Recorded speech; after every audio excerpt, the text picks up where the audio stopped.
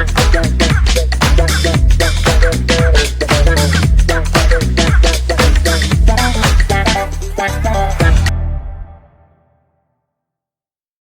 everyone, and welcome back to the next edition of the On Target Leadership and Learning podcast, where me, Mike, and my On Target co-founder, Sam, are going to talk to you about an accident report that we've read in detail, and we're going to try and draw out 3 key lessons that you can take from this aviation accident and how you can apply them to business. Sam, why don't you get started and talk to us about a summary of this accident that we're going to talk about tonight? We're taking ourselves back not too far this time to March 2023 in the US when a Beech Baron 58P, which is a small dual-engine plane for those listening, it crashed just after takeoff in a place called Lubbock Executive Air Park in Texas. The aircraft lost power in its left engine, which caused it to roll upside down before it impacted the ground and killed the sole occupant, who was the pilot on board. The NTSB, National Transportation Safety Bureau, investigation found something really incredibly simple at the heart of the tragedy, that the fuel selector valve for that left engine had been left in the off position, i.e. the valve which would allow fuel to run from the tanks into the engine was simply not turned on. This meant that the engine wasn't getting any fuel, and thus the right-hand engine that did get all the fuel got all the thrust, and for a number of reasons to do with physics that we won't go into here, that made the aircraft roll upside down and become uncontrollable, sending the aircraft into the ground, unfortunately.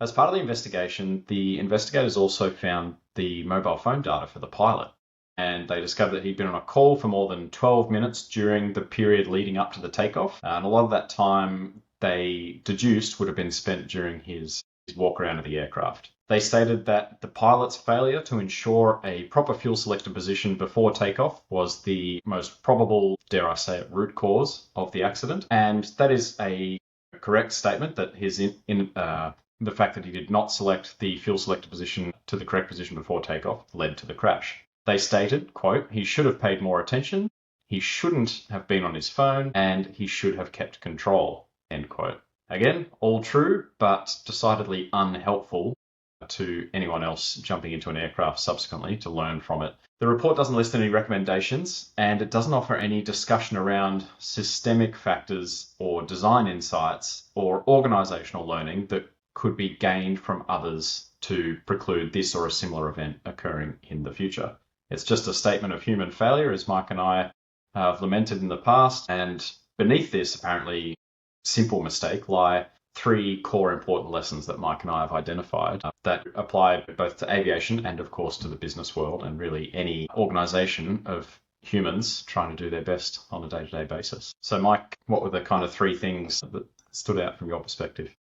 Sure. Yeah, thanks, Sam. The 3 themes that we came up with, the title of the first one is what we call When Normal Becomes the Real Hazard. And that's related to what we call the normalisation of deviance, or normalisation of deviation, as you may have heard it coined in the past. We'll come back onto that one in a bit more detail shortly. The second one we found, or the second title we came up with rather, was Humans Are Human, and therefore you need to design your systems to cope with that. Human error is normal, it's going to happen, so you need to design your systems to be able to cope when human error does happen, to try and mitigate for the effects of it. And the third title we came up with was The Language of Blame Prevents Learning. Language, the way that you frame things, is incredibly powerful, far more so than we give credit for, I would argue. So we're going to come back onto that in a bit of detail and talk about some of the framing in this report that we think could have been done a little bit differently. So with that in mind, let's go back to that first one of when normal becomes the real hazard. Sam, do you want to just talk about, from the accident point of view, what we're actually talking about there? Yeah, sure. I might even come back a step further, Mike, and just, I guess, define loosely normalisation of deviance. Yeah, good idea. Now, as you know, it's a concept that we could spend an entire podcast series on, let alone, one episode, let alone a couple of minutes. But one of my favourite analogies to really explain what it is and what makes normal become dangerous is something that everyone can relate to pretty easily. And think about your drive to work, for example, or driving to work and getting on the freeway, and the nominated speed limit is 100 kilometers an hour, for example.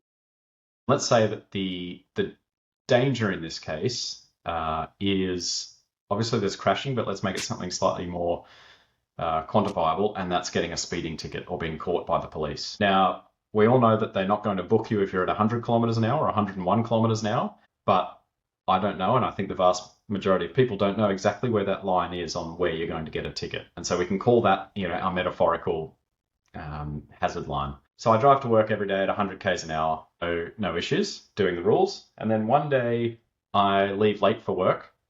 And so I decide I'm going to take a bit of a risk, and I put my foot down and I drive to work at 105 k's an hour. I get to work and, hey, I drove past that speed camera and didn't get a ticket. So 105 is good to go.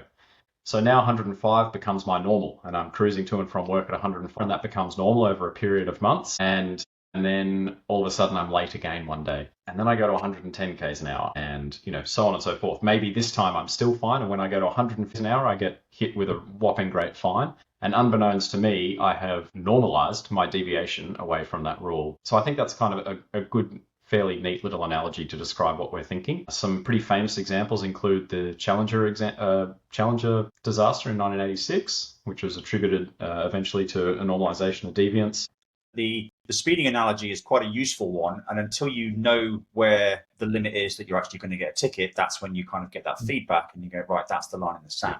But from a kind of more conventional system, whether it be aviation or even where NASA found themselves in 1986 with the Challenger space shuttle disaster, you keep pushing these margins, and because everybody else is doing it perhaps, or it feels normal because you're not getting that feedback that things are going wrong, you just keep making these little step gains further and further into, let's call it deviation. It's not necessarily specifically rule breaking. It's not being consciously aware that you're breaking the rules. It feels normal because everybody else is doing it, to just keep pushing those boundaries. And it's only when something goes wrong that you realize, or perhaps it becomes more obvious, all those little boundaries that you've just broken.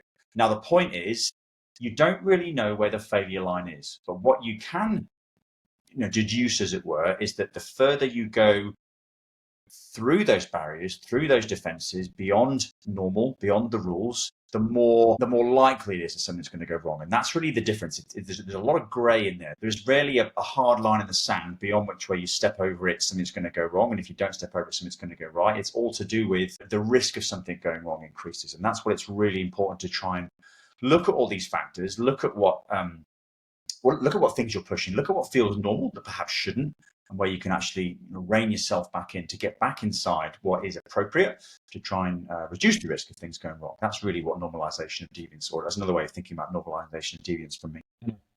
Comes to mind, there's another way that it's often described is simply as drift.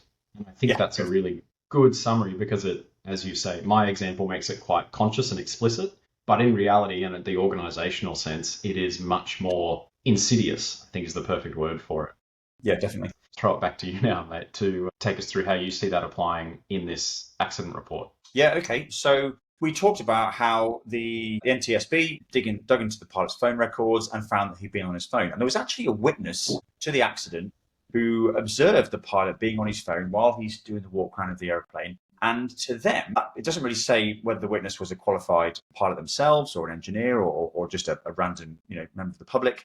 But ultimately, they observed that behavior, and to them, that looked acceptable enough to not be a massive red flag. It wasn't like somebody was trying to smash the plane up, which is definitely, that's got to be dealt with. It's like, that guy's on their phone, but they're a pilot. They probably know what they're talking about. I'm not going to do anything about it. And that's one of the real key things here. Now, it's very easy with hindsight to say, well, he shouldn't have been using his phone. And it's like, okay, no, he shouldn't.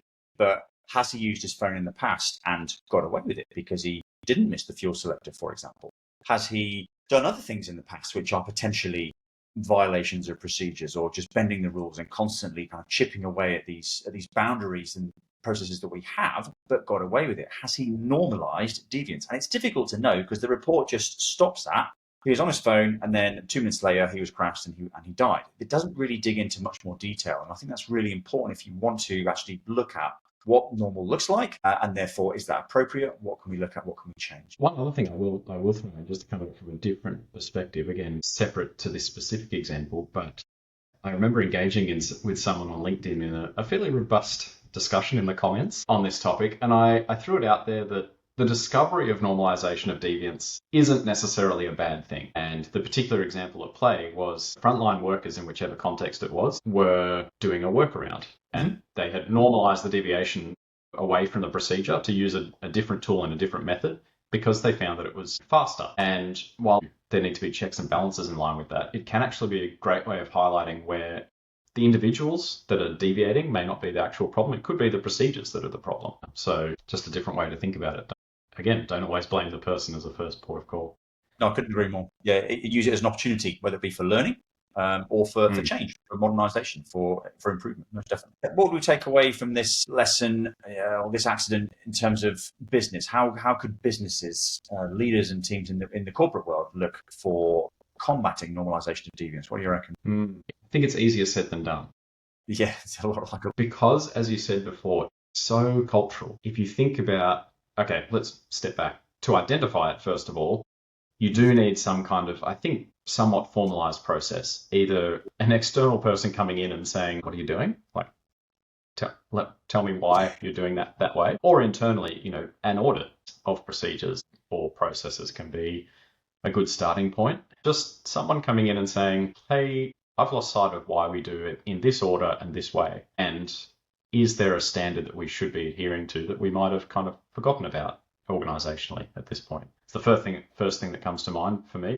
I'll probably just emphasise the use of audits. I think they're useful in both sides, because if you're an organisation and you know you're going to get audited and your audit is in, I don't know, a month's time, you're going to spend time going through your own things with a fine-tooth comb to make sure they're going to stand up to the audit process. That's a good thing, because then you can kind of, just to an extent, I guess, mark your own homework, make sure that you're doing things properly and appropriately. That's not a bad thing. It's going to make the auditors' jobs much easier, make you look much better, and do half the work that they're trying to do for you anyway. I mean, most of the internal audits, especially, like if you're part of the same big organization, whether it be a bank or an insurance firm or a massive real estate organization, whatever, if you're on the same team, it's in your interest to make sure that you both get good outcomes out of those processes. You're trying to, as a whole team, achieve success. So it's quite important that you have that right mindset. It can be challenging at times. And again, a lot of this comes back to the language you use, which we'll talk about in a few minutes' time.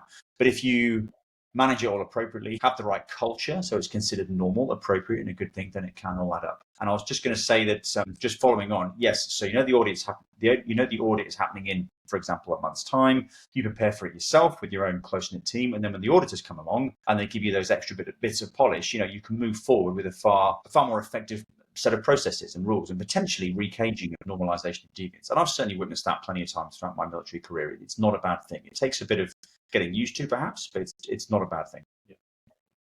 I think the other thing is that once you have identified it, it can be very challenging to change because, as we said, it's often insidious and cultural in its manifestation. Yeah. When we released this blog on LinkedIn, someone commented and said that it resonated massively with them from a firefighting perspective, and they linked a report talking about the challenges of getting firefighters in the US to wear their seatbelts. Yeah. Because it had, over time, deviated from the norm of wearing their seatbelts to, no, we need to get in and out super quickly for the sake of getting our job done and saving lives.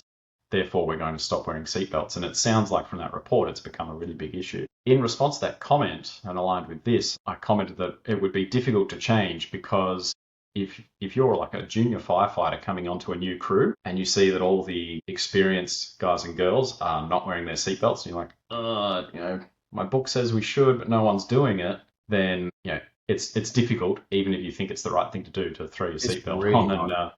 And so as with many of these things, the change needs to come from the leadership. And it's worth emphasizing there that the leadership doesn't need to be the formal leadership, but anyone in such an example or in a team who has influence within that team needs to be the one that drives it. No, I couldn't agree more. And I think that's an interesting point with leadership, because we think of a whole team as having a leader, and therefore they're the ones that have to do leadership. But in reality, if you've got a team in any company, you will have the most senior person, let's call it the leader, the CEO, whatever, and then you'll have the newest, most junior employee. Everybody else in between will have some form, even implicit rather than explicit, they will have some form of leadership responsibility, whether they like it or not. And it's really, really important to role model the right behavior. Like we talked about a lot, call out when you see things that are not in accordance with standards. Do the standards need to be changed? Do we need to be, realigned as an organization, as a team? And I see this all the time in flying. I mean, just today,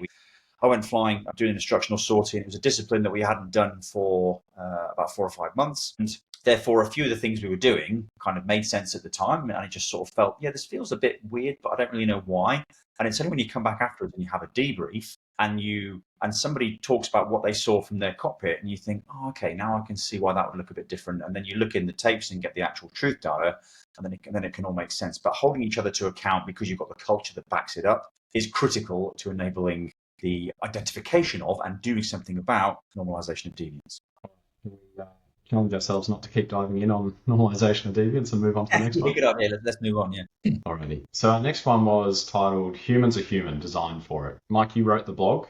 What did you mean by this one? Human error is normal. Professor James Reason, who invented the Swiss cheese model some 25 years ago, one of his most famous phrases was, human error is normal and you cannot change the human condition, i.e. that humans are going to make mistakes. What you can do is change the system that humans find themselves in to either eliminate those errors or when the errors do occur, stop them becoming something more serious. And in this particular example of the crash, of the accident, the pilot got distracted because he was on his phone, probably, but distractions are quite normal. And like it or not, you're going to get distracted because you are just a human being. That happens all the time.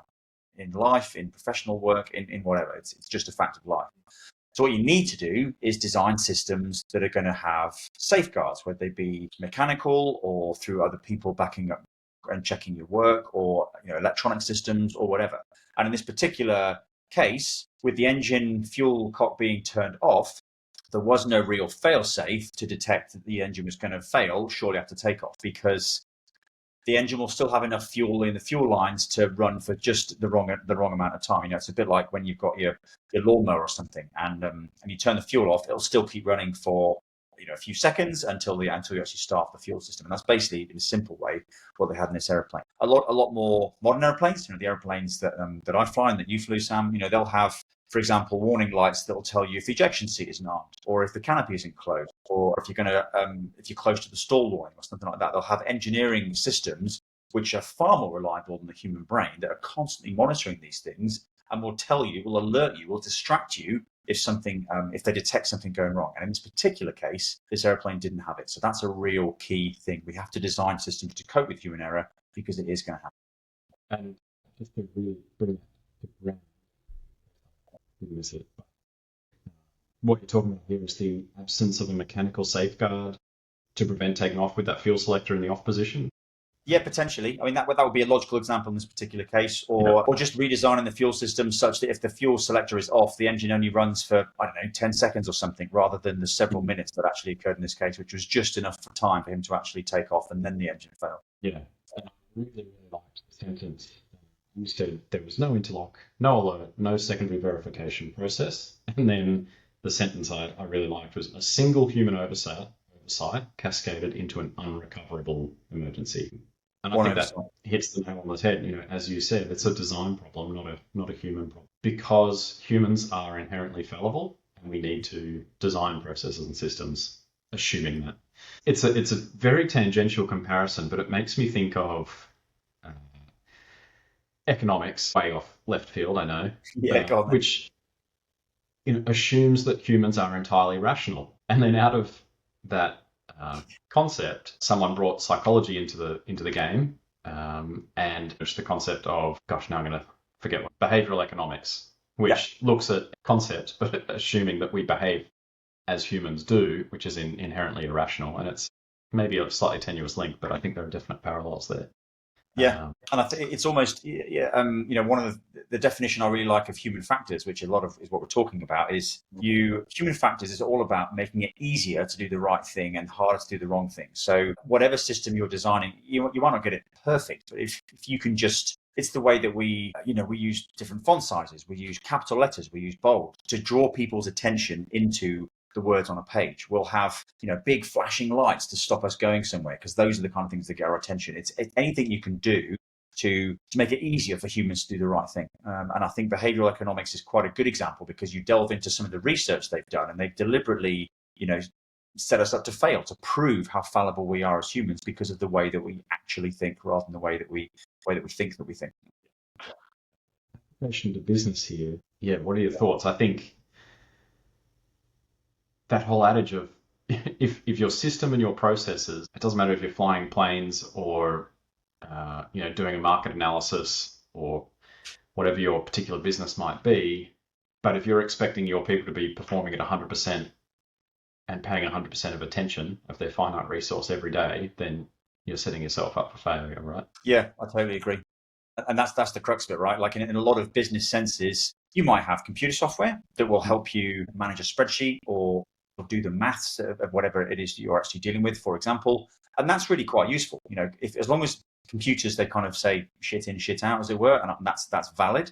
But again, if you design the software appropriately, prove that it works, then generally computer programs are, as long as you give them the right information, they're far more reliable than humans are at actually getting the outputs you want. And that's a really good thing. But within that as well, within that context, and as a kind of parallel, yes, you are going to need teams to back each other up, whether that be peer reviews or getting your boss to check your work. That's not a bad thing. It's about making sure you've got the right product. My wife works in export control, which is a really complicated industry. So many rules and regulations and nuances and the way you can interpret things, and it can be incredibly confusing. She's been doing it for a few years now, but she still finds it a real minefield of information and quite overwhelming at times. Now, one of her peers in her company, a guy called Murray, he has been doing it for even longer than my wife has, but he'll look at a problem and come up with an answer that's subtly different to my wife's, and they'll have to kind of have a discussion to work out kind of who's right. That's not a bad thing, but that's the beauty of teamwork. So you can give a client the appropriate information, the right information, because you've got two brains working on a problem rather than just one. And in the world of export controls, that can mean massive fines. It can mean businesses losing opportunities to do things overseas. And in the current climate that we live in here in Australia, that can be a really big deal. So it's a really important role. And having each other there, my wife and business friend Murray, to back each other up and bounce ideas off is crucial. And it's exactly what we're talking about here, where you've actually got a system that can massively reduce the chance of and the impact of human error. So that's the kind of thing that I think businesses can really take away.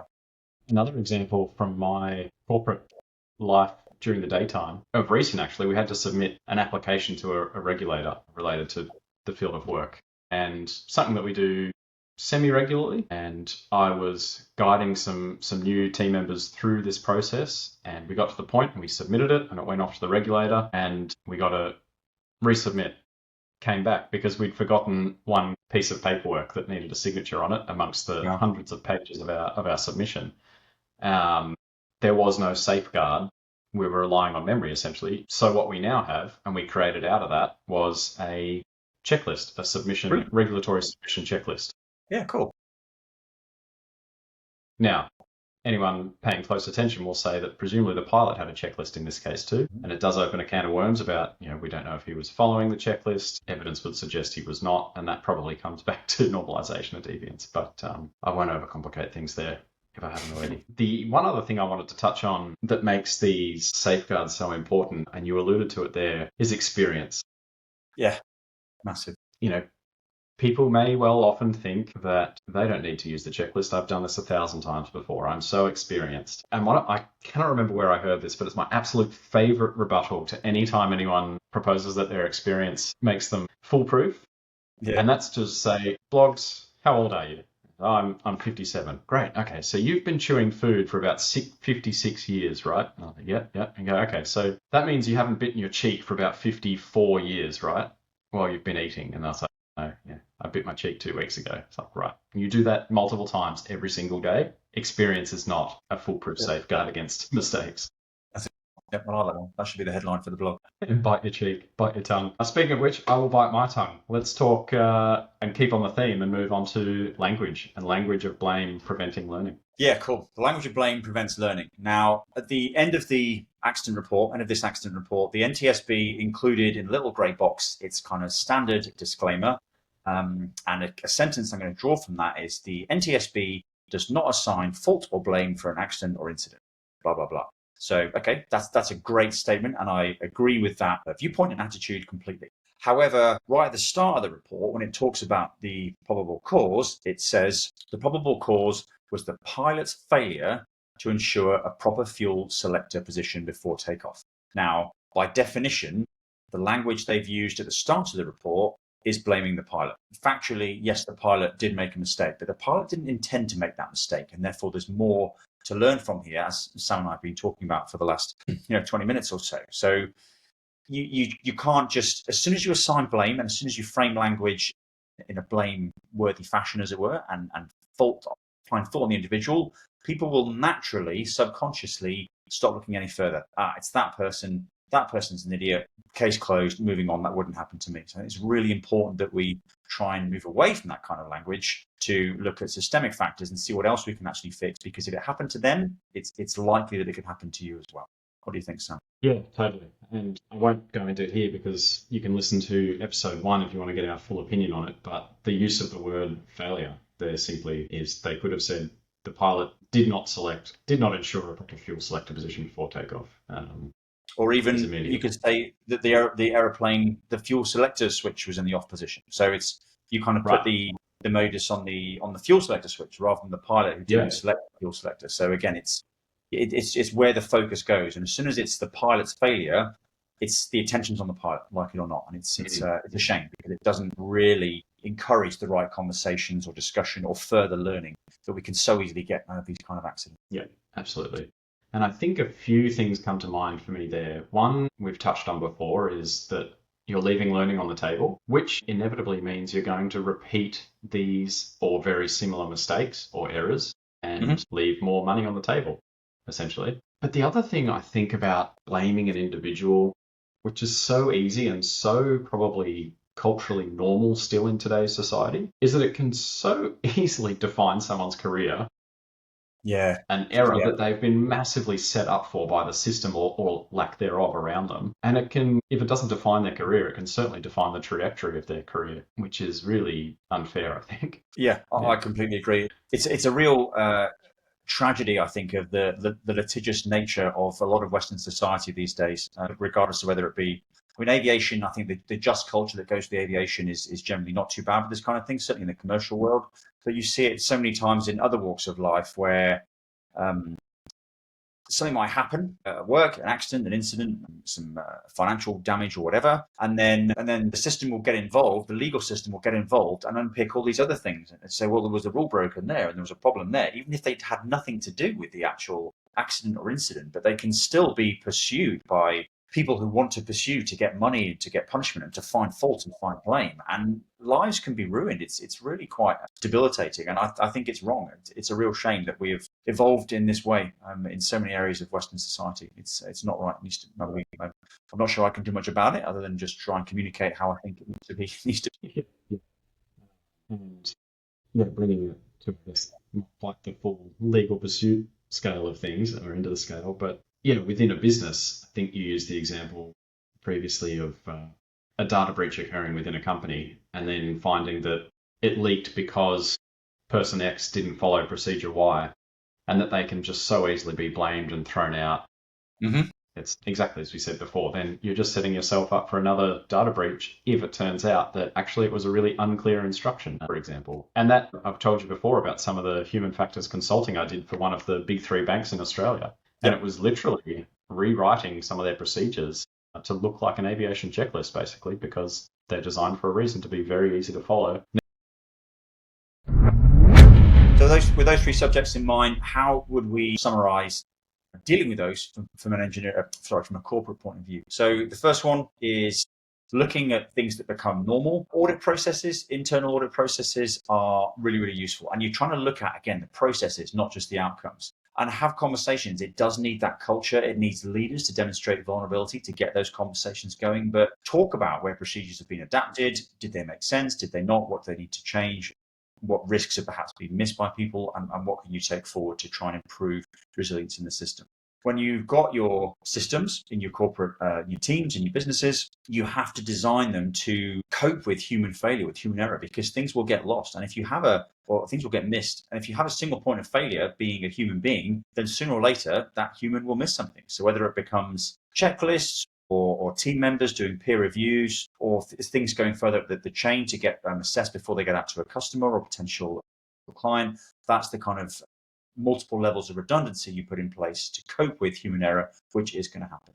And the final one is looking at the language and reframing from blaming to learning. So when things go wrong, ask questions along the lines of what made this happen, rather than who did this? Because as soon as you use the word who, or why did they do that, the language shuts down, or the learning shuts down. People aren't interested from there. People will get defensive. Is what made this happen? Make it about something rather than someone. Really, really powerful.